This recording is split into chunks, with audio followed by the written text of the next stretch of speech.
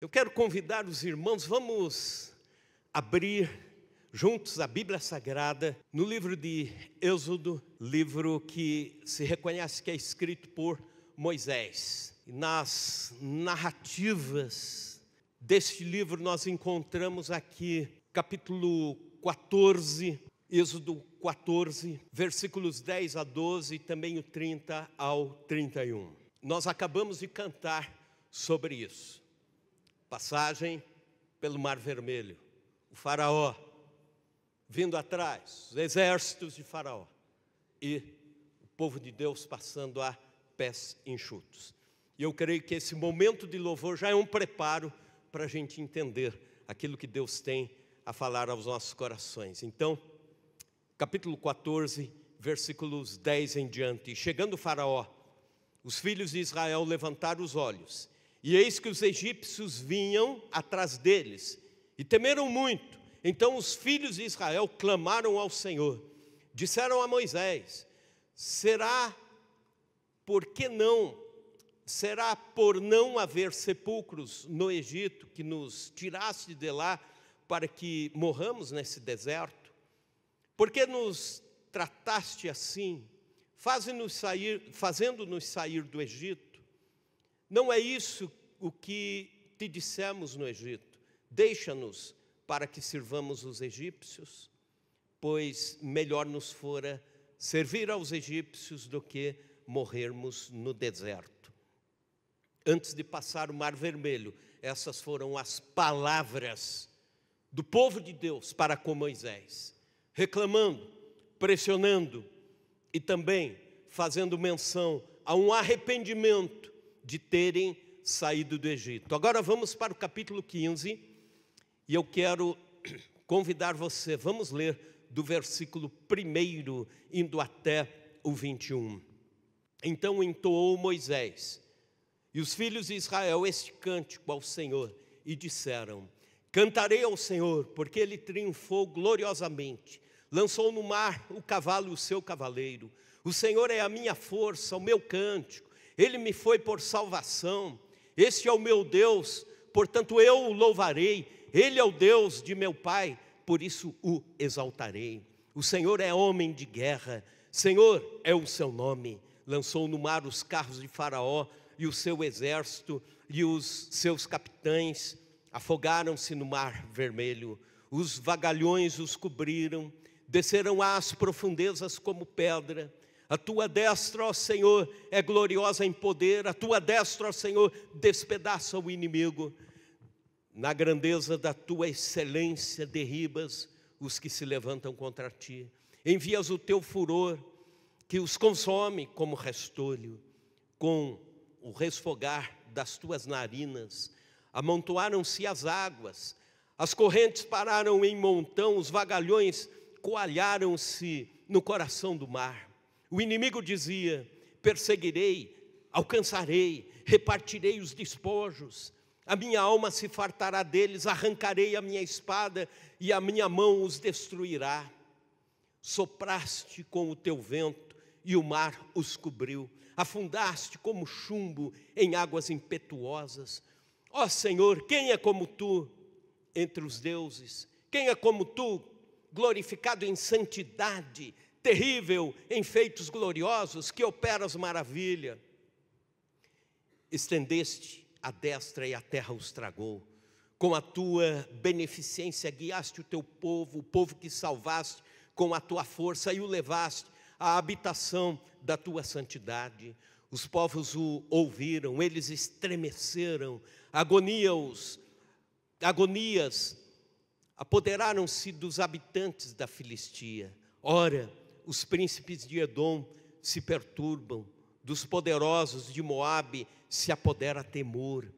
Esmorecem todos os habitantes de Canaã, sobre eles cai espanto e pavor. Pela grandeza do teu braço emudecem como pedra. Até que passe o teu povo, ó Senhor, até que passe o povo que adquiriste. Tu os introduzirás e os plantarás no monte da tua herança, num lugar que aparelhaste, ó Senhor, para a tua habitação, no santuário, ó Senhor, que as tuas mãos estabeleceram. O Senhor reinará para todo o sempre. E versículo 21 agora, e Miriam lhes respondia: cantai ao Senhor, porque gloriosamente triunfou e precipitou no mar o cavalo e seu cavaleiro.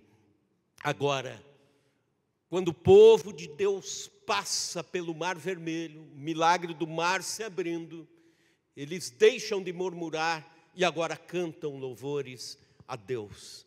Mas é sobre isso que eu quero falar, te levar a pensar nessa noite, porque essa é a atitude de muitos de nós crentes: o cântico certo no lugar errado. O povo de Israel, 430 anos no Egito, como escravos, Deus fala ao povo que eles deveriam sair para uma terra que seria deles, a terra que emana leite e mel, a terra em que eles teriam liberdade de adorar a Deus. Porque no Egito eles não tinham esta liberdade. Deus não estava sendo adorado, porque nem havia tempo para adorar, dado a carga de trabalho que os escravos hebreus tinham e sofriam. Pois bem, e as 10 pragas acontecem, você sabe a história, o povo de Deus é milagrosamente liberto, mas quando eles estão indo a caminho da terra prometida, o faraó se arrepende de ter deixado o povo ir. O exército de faraó vem junto com o faraó pessoalmente, e eles vêm para levar de volta o povo escravo. 600.000 homens, diz a Bíblia, saíram do Egito, indo para a terra de Canaã, fora mulheres e crianças. Imagina-se um contingente em torno de 2 milhões de pessoas saindo do Egito, do delta do Egito, e indo para uma terra que Deus havia preparado. Pois bem, mas quando eles chegam no Mar Vermelho, olhando para trás, o exército vindo, faraó vindo, as carruagens, as bigas vindo, as armas e montes dos dois lados, não tinha para onde fugir, e o Mar Vermelho pela frente. E o povo de Deus começou a murmurar, começou a reclamar. Então, esse lado a gente chama agora de o lado da provação. Aí eles passam o mar, o milagre da abertura do Mar Vermelho, e depois que eles passam, o mar se fecha e consome todo o exército de Faraó. E agora eles estão do outro lado do mar, e então eu chamaria de o lado da aprovação. O lado da provação e o lado da aprovação. Pois bem, todos nós cristãos, em alguns momentos da vida temos esses dois lados. Quando estamos frente ao sofrimento, quando estamos frente às mazelas da vida, quando estamos frente aos dilemas da vida, temos o lado da provação e o lado da aprovação, ou talvez até reprovação, não indo para o lado da aprovação. O verdadeiro cristão é aquele que adora, aquele que declara a sua fé, que declara a sua confiança em Deus, e adora a Deus, e canta a Deus, o capítulo 15 que nós lemos, mas do lado da provação. Ao contrário do que o povo de Deus fez, no lado de cá, eles murmuraram, reclamaram e se arrependeram de terem saído do Egito. Cantar sobre fé depois de uma vitória é fácil. Testemunhar sobre esperança depois que a resolução já veio não é algo surpreendente. Isso até os ímpios fazem, até quem não conhece a Deus faz. Nós precisamos adorar, louvar, servir, agradecer, cultuar, mesmo estando no lado da provação. A quem no Mar Vermelho? Falar sobre confiança depois da calmaria é a lógica. Isso não é fé, é falar sobre algo que já aconteceu. Nós temos 3 perdas quando cantamos o cântico certo no lugar errado. Nós temos perdas quando esperamos apenas receber de Deus para depois cantar a Deus, adorar a Deus, louvar a Deus. Primeira perda, quando cantamos o cântico certo no lugar errado, perdemos a oportunidade de viver pela fé.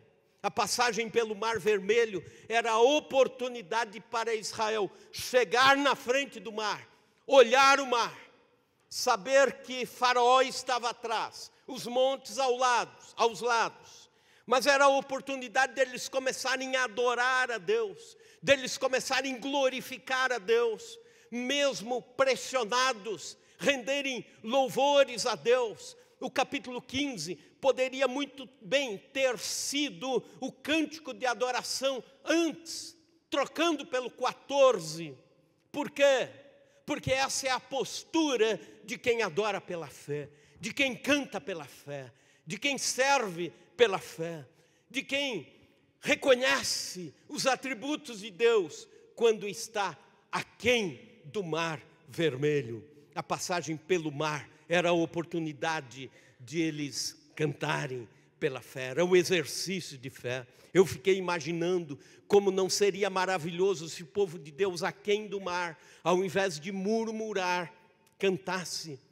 Se ao invés de reclamar, cantasse o que cantou horas depois, cantasse o que cantou dizendo, os versículos 2, por exemplo, o Senhor é a minha força, o meu cântico, Ele me foi por salvação, este é o Deus, porquanto eu o louvarei, Ele é o Deus de meu Pai, por isso o exaltarei. Seria tão diferente se aquém do mar eles cantassem dizendo, o Senhor é homem de guerra, o Senhor é o seu nome, ou como está no versículo 7, na grandeza da tua excelência, derriba os que se levantam contra ti, envias o teu furor. Seria diferente se eles tão somente adorassem do lado de cá, adorassem no lugar certo, adorassem mesmo não vendo os resultados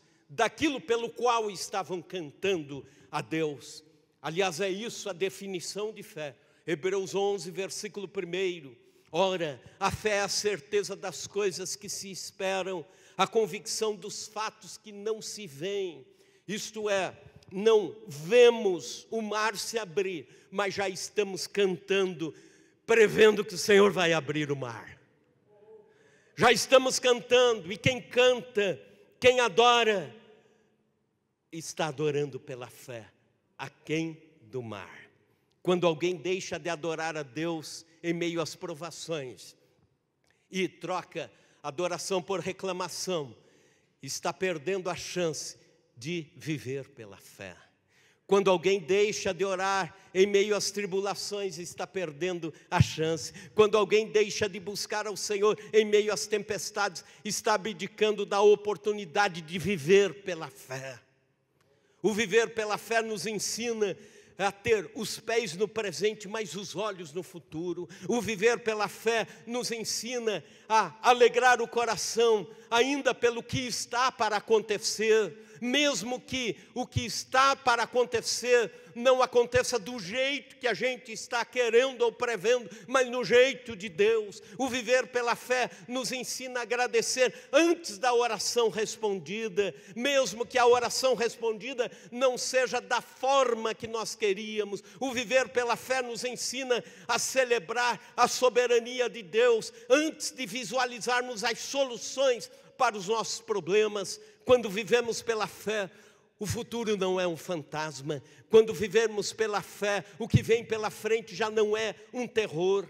Existem cristãos ansiosos pelo que vai acontecer no mês que vem, pelo que vai acontecer no ano que vem, pelo que vai acontecer na economia do Brasil, na economia mundial, o que vai acontecer com a família, o que vai acontecer com o namoro, o que vai acontecer. Não se preocupe com isso. Viva pela fé. Viva pela fé. Aliás, o povo brasileiro é muito místico. por causa da ansiedade pelo futuro, se procura respostas rápidas nas mãos das ciganas para lerem o futuro, nas benzedeiras, nas cartomantes, nos adivinhadores. Veja bem, quando Deus chamou Abraão, ele estava na terra de Ur dos Caldeus. Ele não conhecia os atributos de Deus. Quem sabe ele tinha noções de Deus, mas ele não conhecia. Não havia alguma coisa revelada, não havia Bíblia Sagrada naquele tempo. E Deus fala ao coração de Abraão e diz a ele: sai da tua terra, do meio da tua parentela, e vai para um lugar que eu ainda te mostrarei. E ele, obedecendo a Deus, saiu da sua terra, saiu de entre os seus parentes e saiu sem mapa, saiu sem saber para onde ia, e Deus dizendo: para um lugar que eu ainda te mostrarei. E por causa disso é que ele é chamado de pai da fé, o pai da fé. Por quê? Porque confiou em Deus, porque viveu pela fé, viveu sem mapa, mas viveu a certeza da direção de Deus.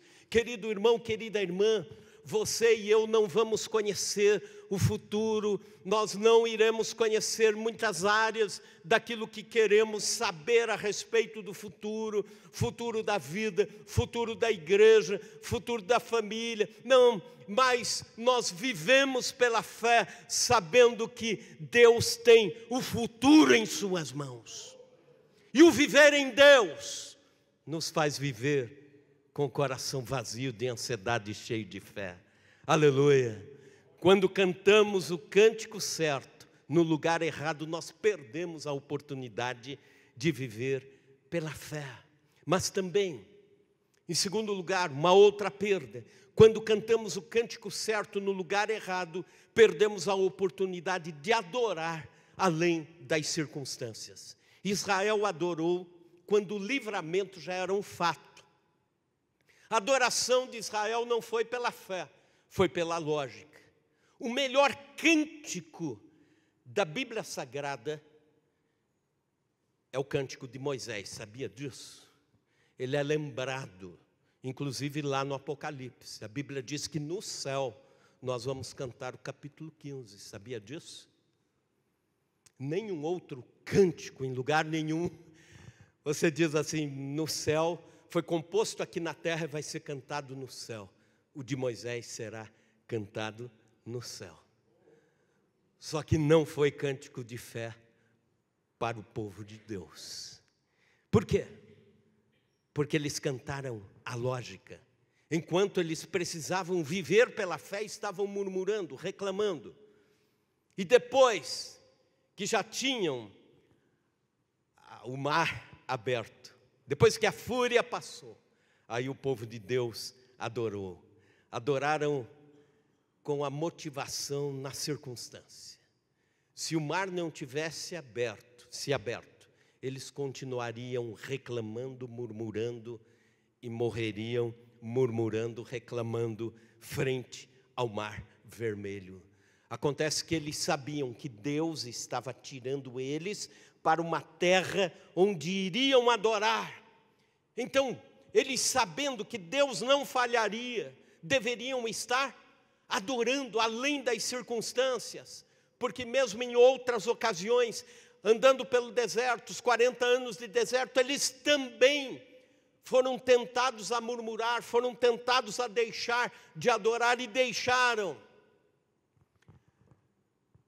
É adoração motivada pela troca. Deus, resolva o meu problema que depois eu te adoro. Senhor, resolva esse problema na minha vida, aí sim eu vou saber que o Senhor me ama. Adoraram porque tiveram a resposta algumas horas depois, o mar se abriu. Adoraram porque os ventos já eram favoráveis. É adoração condicional.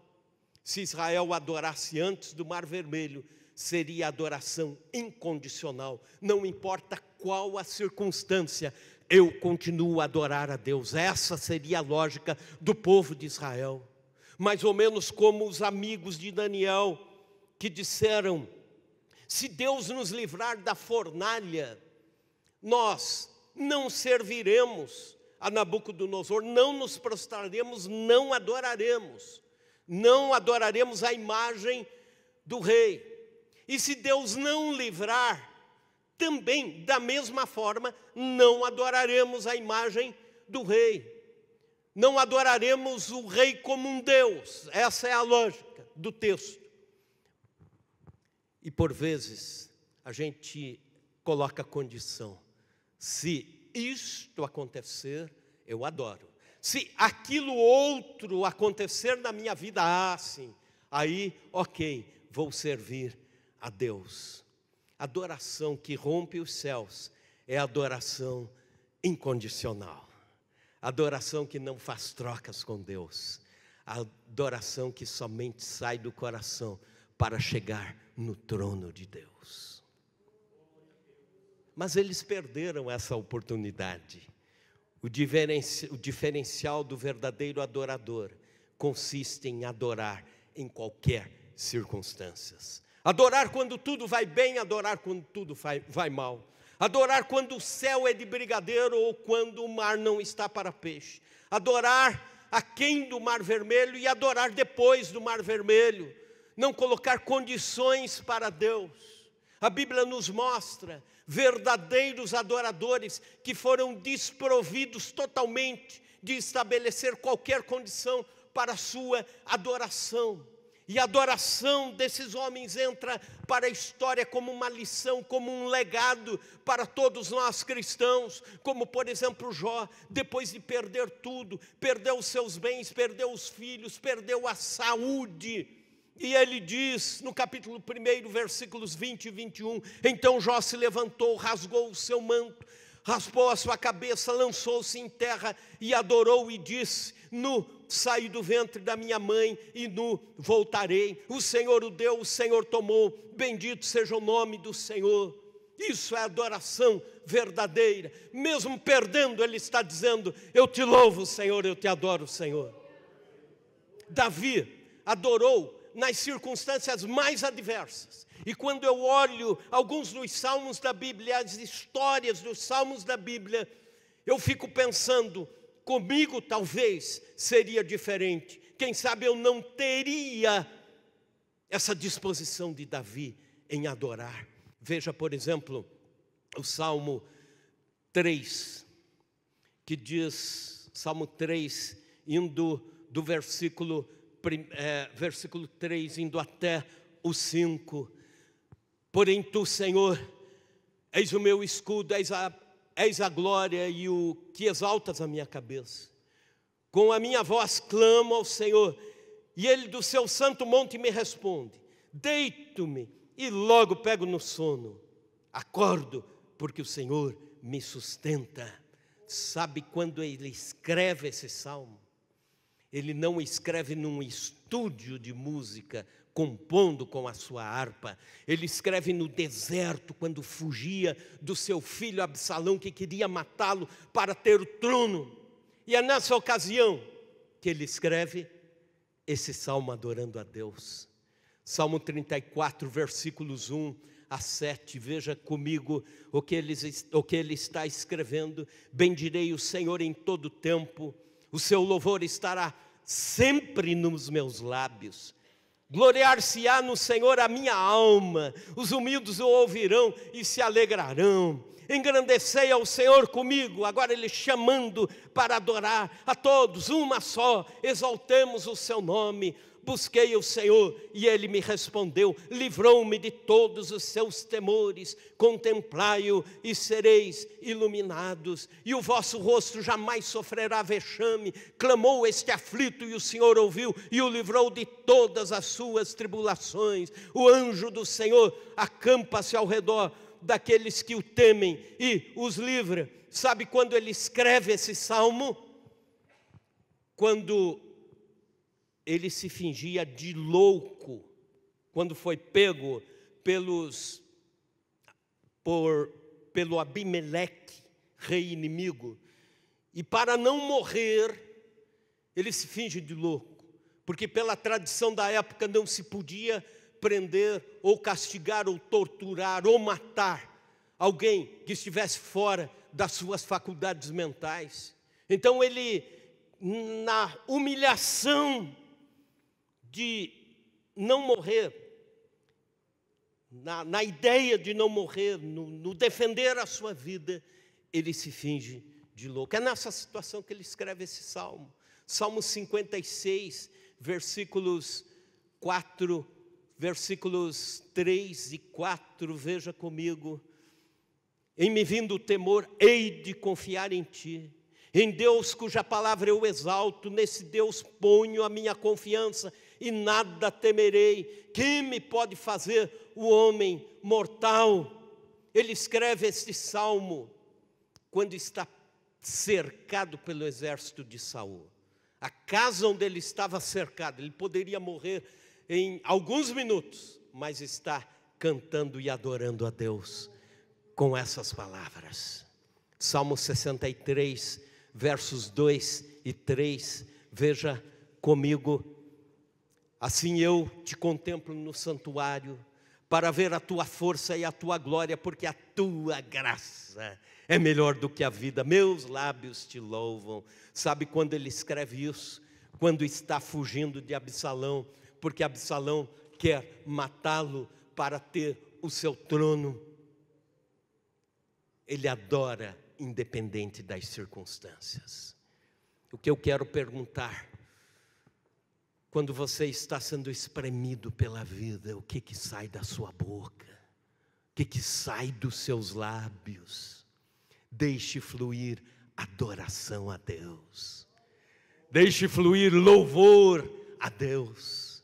Maria, uma jovem solteira, adolescente, serva de Deus, bendita entre as mulheres, mas de repente o anjo Gabriel vem e lhe anuncia que ela ficará grávida do Espírito Santo, de forma milagrosa, e ela já sabia, se isso acontecer, e vai acontecer, é palavra de Deus, o que eu faço agora? Eu sou uma jovem, solteira ainda, numa população extremamente conservadora, vão me apedrejar, vão difamar minha família, vão desonrar meus pais, não vão acreditar nisso. No entanto, veja o que ela diz, a resposta dela ao Senhor: minha alma engrandece ao Senhor, meu espírito se alegra em Deus, meu Salvador.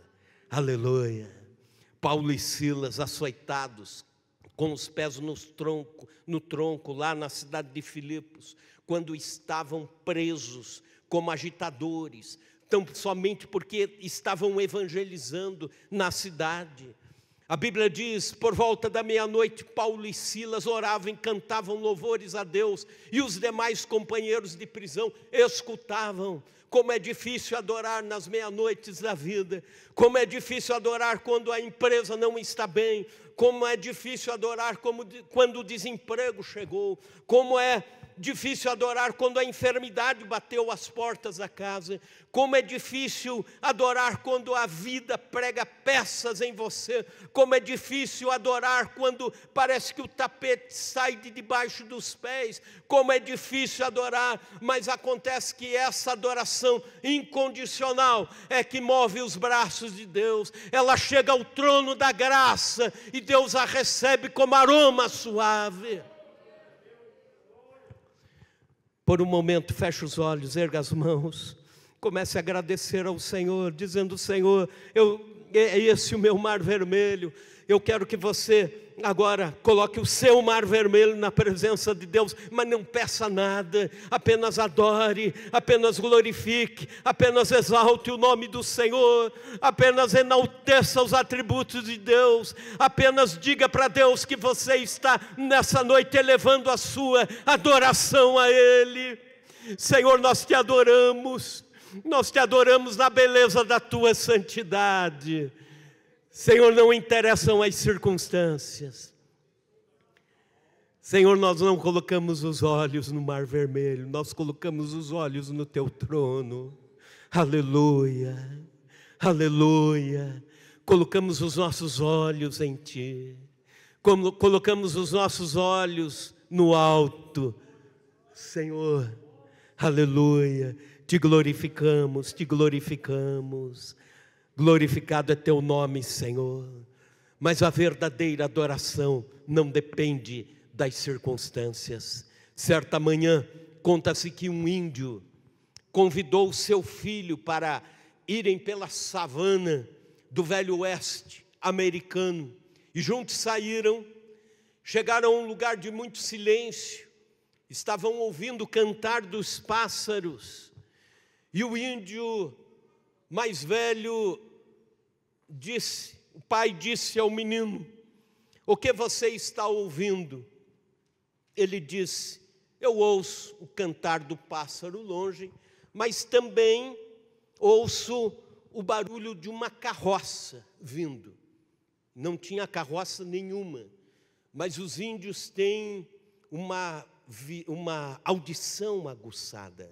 E o pai colocou o ouvido no chão e disse: sim, é uma carroça vazia que está vindo.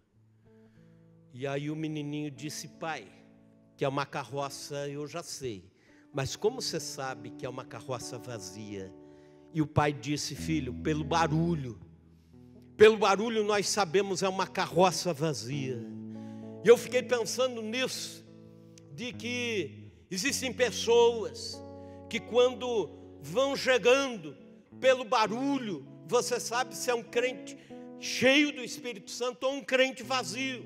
Se é uma carroça vazia, vem reclamando da vida, vem murmurando, vem encontrando falhas em tudo e em todos, vem semeando contendas, vem falando mal do irmão, vem falando mal da empresa, vem falando mal da nação, vem falando mal do governo. É o crente vazio. Mas quando o crente vem cheio do Espírito Santo, ele vem como Paulo escreve aos Efésios, falando entre vós em salmos, falando entre vós em cânticos de louvor, de coração a Deus, com hinos, cânticos espirituais, dando sempre ações de graças a Deus por tudo, em nome do nosso Senhor Jesus Cristo. É aquele que vem em adoração, ele vem com a carroça cheia, vem com fé, vem trazendo em suas palavras dons espirituais, alegria do Senhor, vem testemunhando os feitos de Deus, vem trazendo sorriso nos lábios, vem trazendo gratidão ao Senhor, vem trazendo palavras de intercessão por aqueles que precisam. É porque ele está cheio do Espírito Santo, é a carroça cheia. Então, não perca a oportunidade de louvar a Deus no lugar certo, da forma certa. Mas em terceiro lugar, a última perda, quando cantamos o cântico certo no lugar errado, perdemos a oportunidade de testemunhar das nossas convicções ao mundo que nos cerca. Israel murmurou quando devia ter adorado. Ficou para a história a murmuração de Israel frente ao Mar Vermelho. Quando olhamos para a cena, lemos o livro de Êxodo, não tem como.